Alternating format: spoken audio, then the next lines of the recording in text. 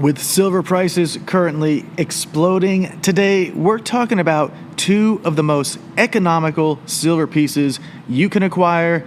That is junk silver and generic silver bullion rounds. Let's compare these two as they face off, so stick around. Oh, it's time to buy a whole lot of silver bullion. Welcome back to the channel, y'all. Thank you so much for being here today. Like I said, we're talking about junk silver, we're talking about generic silver, and we're talking about what may be the best buy for you and what might be the best addition to your collection. So first off, let's just talk about what junk silver is. Basically, it's pre-1965 US silver coins, quarters, half dollars. Let me see if I can get this in here. There we go. That's one example of it. You can see the age on it. You know, that's why it's called junk silver, but it still has 90% silver content. And that runs true with these half dollars, these dimes even, 90% silver content in these. And, you know, the famous Morgan dollar, which everyone seems to love. That's what she looks like right there. And this is in junk quality, or what they call cull quality. You know, you can get these in higher quality and pay a premium for them. But in this instance, we're just talking about getting the ones that have 90% silver and no extra numismatic value. And one of the big things with the junk silver is that they are recognizable US currency. They're smaller dimensions, which makes it easy to barter with or easier to resell. And they do hold a historic appeal for collectors. So that's, you know, some of the things that make up what junk silver is, and honestly some of the big pros about what junk silver is. Now let's talk about some silver generic bullion rounds. You can see these bad boys are way shinier, you know, because these are new. These have that luster of silver. They all look good. This is a famous buffalo round, which, you know, you can find in a few different designs, but they're very recognizable among the silver community, and, you know, they usually come at a very low premium. They do have a heavier purity than junk silver. They're usually 999, which is like, you know, pure silver. And these are all 1 ounce versions. That's kind of what we're talking about today, just to like be able to more evenly compare 1 to 1, just because, you know, it's closer to the same size. They do have no numismatic value, and they have no historical value. Basically, all they do is hold silver weight. So for you silver stackers, I know a lot of guys out there like to collect these buffalo rounds simply to get a good deal and add weight to their silver collection. But let's talk about the comparison of junk silver versus generic silver bullion on a few different levels. We'll talk about the cost, the liquidity, the purity, collectibility, and the practicality of each of these. So with junk silver, let's talk about the cost and the premium.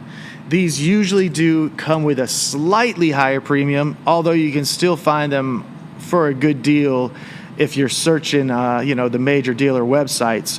But because of their association with the U.S. government and their historical appeal, they'll naturally carry a slight premium, but still not an awful a premium if you're comparing them to different forms of silver. Now these, as far as premiums go, they're going to be the lowest premiums you can get and the most silver for your money you can get.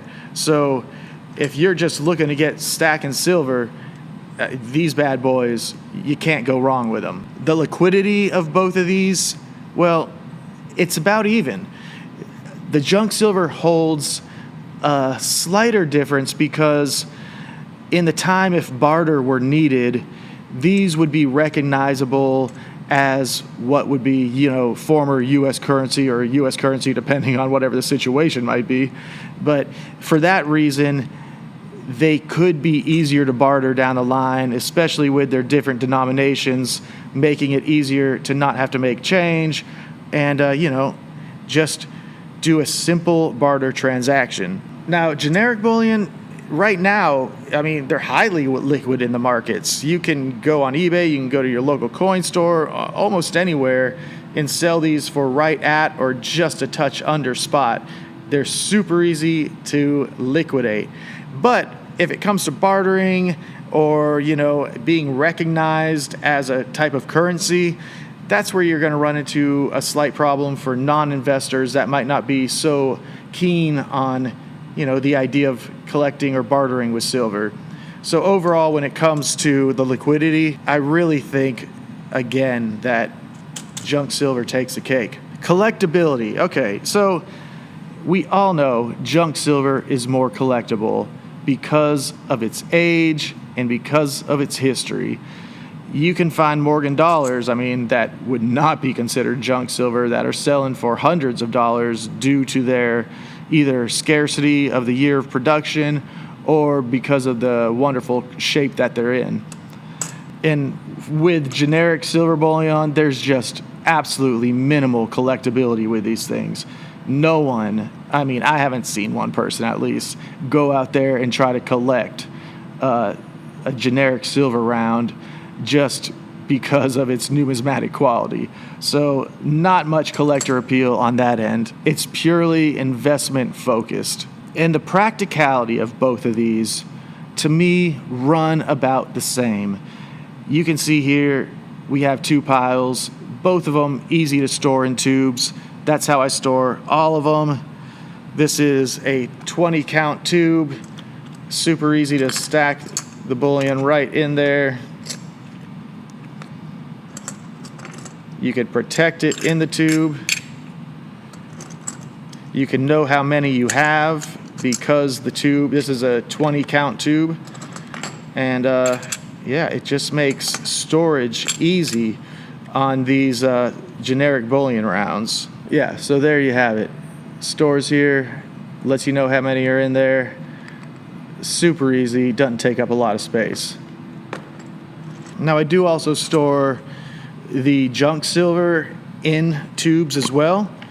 Sometimes, because of the nature of junk silver, you might want to separate them, by quality, by age, obviously by denomination, but there's a lot of different ways that you can contain these in tubes to understand, what your collection's currently at.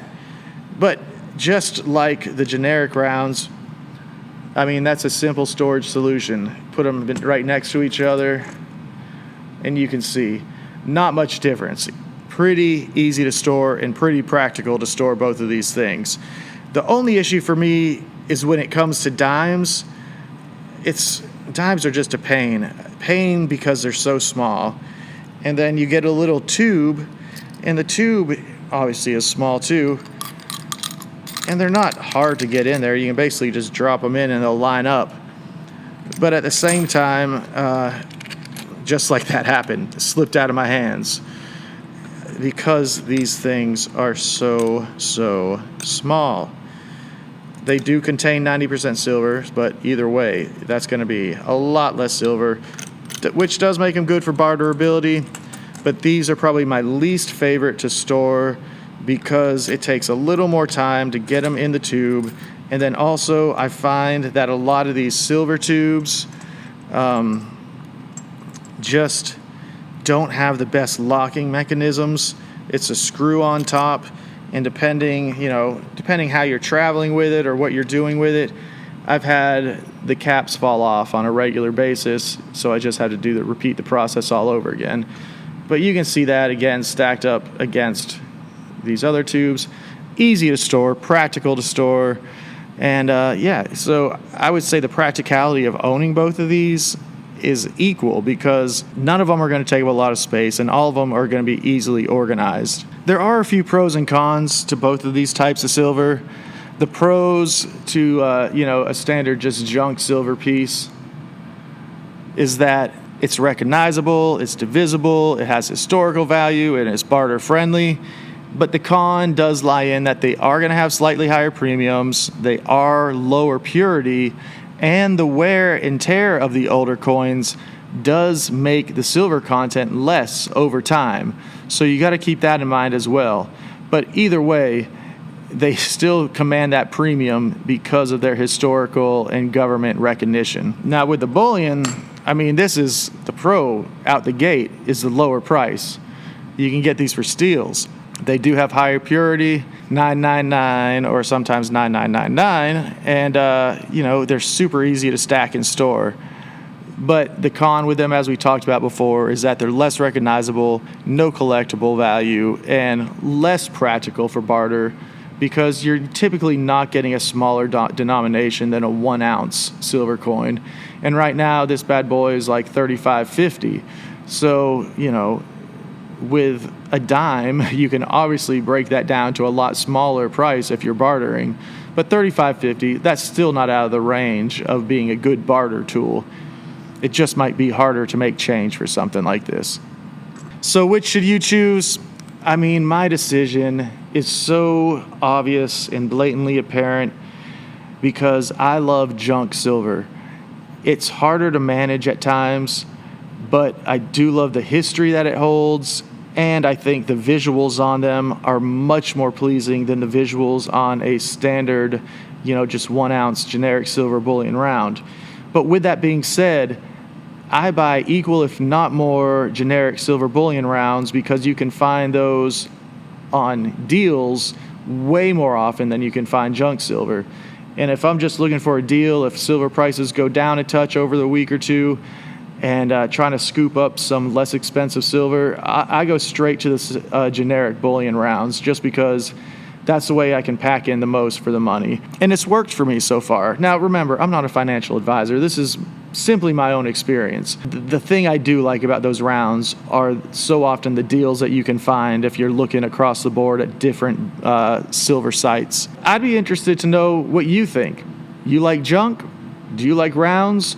Are you stacking for the weight? Are you stacking for barterability? Or are you doing a little bit of both like me? Drop a line in the comments below if you made it this far. I'm a new channel, guys. Always hit that subscribe button. We're trying to grow over here and provide you the best content available. And today, I choose junk silver. But if a good deal comes up, I'm going straight to those bullion rounds. Let me know what you think. I'm Nose for Silver. Thank you so much for being here today. We'll see you next time. Later on.